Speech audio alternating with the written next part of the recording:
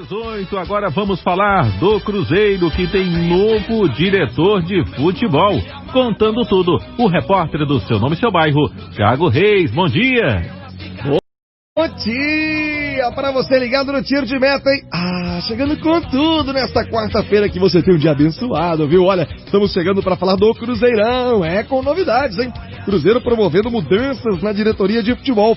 O André Mazzuco é o novo diretor do clube, foi anunciado ontem pela diretoria celeste. Com isso, o David, que vinha sendo muito cobrado pela torcida, o torcedor do Cruzeiro pega bastante no pé do David, pegou quando era treinador, pegou também agora como diretor de futebol. Toda derrota, a turma reclama do David, do trabalho do David, então ele volta a ser agora uma espécie de diretor técnico. E o André Mazzuco, caso você não saiba quem é, veio do Vasco da Gama. Em dezembro, ele foi demitido pelo Vasco, o trabalho não fluiu por lá, demitido também o técnico português, o Ricardo Sapinto, e o André Mazzuco acabou sendo demitido também. Ele tem passagens, além do Vasco, pelo Paysandu, Paraná Clube, Curitiba, e agora chega para ser diretor do Cruzeiro, para ser o homem responsável pelo planejamento celeste para este ano de 2021. O Cruzeiro já sabe, jogará novamente a Série B, precisará de um bom planejamento, uma boa estratégia, boas contratações para voltar à Série A. Enquanto isso, só será possível na próxima edição da Série B. Na atual competição, o Cruzeiro pretende se afastar do Z4. Para isso, tem compromisso na sexta-feira contra o Sampaio Correia. Aqui no Tiro de Meta, o zagueiro Ramon fala a respeito deste jogo. Ele valoriza o elenco do Cruzeiro, já que não terá o Manuel, que é o zagueiro titular ao lado do Ramon. Manuel está suspenso com o terceiro cartão amarelo, e ele fala a respeito da condição dos outros jogadores do grupo forte que tem o Cruzeiro para substituir o Manuel. Vamos ouvir o outro zagueiro do Cruzeiro na Itatiaia, aqui dentro do Tiro de Meta. Fala aí, Ramon. Importante, pelo calendário que foi formado devido à pandemia, a gente sabia que ia ter uma sequência de jogos em pouco tempo.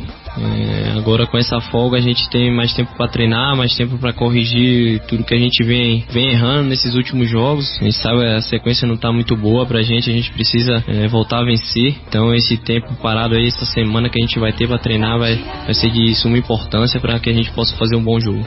O zagueiro Ramon fala sobre o reencontro de sexta-feira com o Sampaio Correia. 18 rodadas depois do primeiro jogo no Mineirão, em que o time maranhense acabou saindo vitorioso. É isso, se passaram 18 jogos, 18 rodadas, agora a gente enfrenta eles de novo. A situação deles, eles estão brigando lá pelo acesso, a gente sabe que vai ser um jogo difícil por estar também na casa deles, num campo que eles conhecem bem, mas a gente tem totais condições de ir lá fazer um bom jogo, um time modificado daquele que enfrentou eles no primeiro turno, porque a gente tem totais condições de sair de lá com os 3 pontos também. Beleza, Ramon, aqui conosco, o zagueirão do Cruzeiro, pra quem se liga na Itatiaia. O Cruzeiro que segue tentando vender o lateral direito Orejuela, clube com problemas graves financeiros, já são quase 3 meses de salários atrasados, e o time esperava pegar uma boa grana no negócio com o Grêmio para comprar o Orejuela, que está lá em Porto Alegre, já havia sido emprestado. Só que o Orejuela acabou tendo uma lesão na coxa, o Grêmio tinha interesse em permanecer com o jogador, o Grêmio alega que o Cruzeiro mudou os termos na última hora e com isso o Grêmio desistiu da negociação. Agora o Cruzeiro busca um outro comprador para o Orejuela para fazer dinheiro, porque a situação no caixa do clube continua bastante complicada. Com o Cruzeirão em Tiro de Meta, repórter Thiago Reis. Nação Celeste, é o seguinte, neste pós-Tiro de Meta quero falar sobre uma matéria que acabou de ser aí lançada, subida no Globoesporte.com pelo Rodrigo Capello. Vocês devem o conhecer, inclusive foi o responsável, junto com a Gabriela Moreira, lá em 2019, de levantar aquelas suspeitas, aquela matéria, aquelas investigações nas questões financeiras que a antiga gestão do Cruzeiro, comandada pelo Wagner Pires de Sá, assim fazia. E essa matéria, gente, ela foi publicada há algumas horinhas agora aqui no Globo Esporte. E deixa eu trazer para vocês primeiramente o título. Só o título para mim se aprofundar no que eu quero mencionar para vocês. Porque o título fala o seguinte: apesar de esforços para reduzir gastos, endividamento do Cruzeiro continua a subir no terceiro trimestre de 2020 e passa de 1 bilhão. E aí, se vocês perceberem, no título deste vídeo, na verdade não no título, mas na thumb deste vídeo eu falo que o Cruzeiro diminuiu a sua dívida em 2020 em 25%. O que eu quero mencionar com isso? Por que eu estou trazendo essa matéria?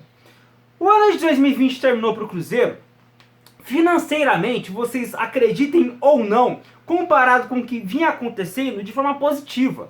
Ao contrário do que o título da matéria quer nos propor, o ano de 2020 ele não termina de forma caótica, perante ao que vinha acontecendo. O Cruzeiro chegou em setembro de 2020 a bater a marca dos R$1.780.000 em dívida. Mas ele termina o ano em 780 milhões, esse endividamento, graças a aquele acordo que aconteceu em outubro com a União e, consequentemente, a acordos trabalhistas. Tem o Fred no meio, tem o Dodô e outros jogadores.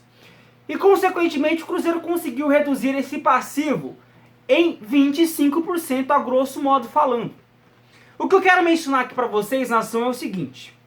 É evidente, é muito claro, e eu peço para vocês ficarem de olho, ligados, que vai ter matérias tendenciosas sobre o Cruzeiro, principalmente neste momento, onde o clube financeiramente, economicamente falando, está em evidência.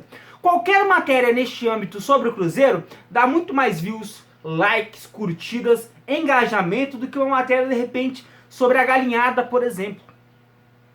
Então, tomem cuidado. Este título, ele não é tendencioso. Mas ao invés dele pegar o copo meio cheio, ele pega o copo meio vazio. E aqui eu trouxe para vocês na capa desse vídeo o copo meio cheio. Não porque eu prefiro, mas porque na minha modesta opinião é o mais correto. O que ficou em setembro, ficou. Essa dívida acima de 1 bilhão era em setembro. Hoje, 3 meses depois, Capelo, essa dívida não é mais a mesma. O passivo hoje ele é menos de 800 milhões de reais. Eu trouxe até recentemente uma matéria do Guilherme Pio no UOL, onde ele faz algo parecido, só que naquela ocasião foi uma coisa meio escrota, o título não condizia com o texto, né? Então, gente, fiquem ligados, fiquem espertos nessas matérias, nessas situações. Aqui, o que o Capelo lhe trouxe no título condiz com o texto em partes, mas não condiz em sua totalidade. Se ele quiser falar das finanças de 2020, se esse é o intuito, então que ele fale com o que ele já sabe. E o que nós sabemos é que a dívida do Cruzeiro hoje ela é menos de 800 milhões de reais. Não mais acima de 1 bi, como aconteceu em setembro.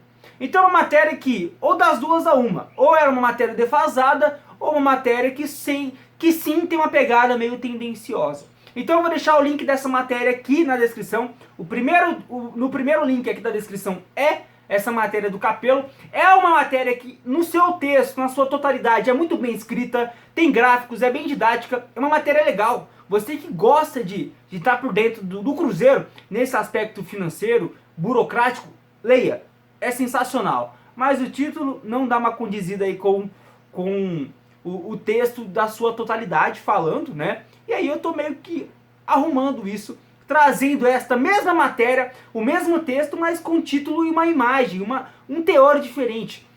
O que acontece é que o Cruzeiro reduziu a sua dívida em praticamente ali 25% comparado ao que se alcançou no mesmo ano de 2020. A finalização é positiva. Agora, o que vai acontecer daqui para frente, só a Deus pertence o futuro, juntamente a toda a meritocracia e ao trabalho da atual diretoria do Cruzeiro, juntamente com o setor jurídico e financeiro.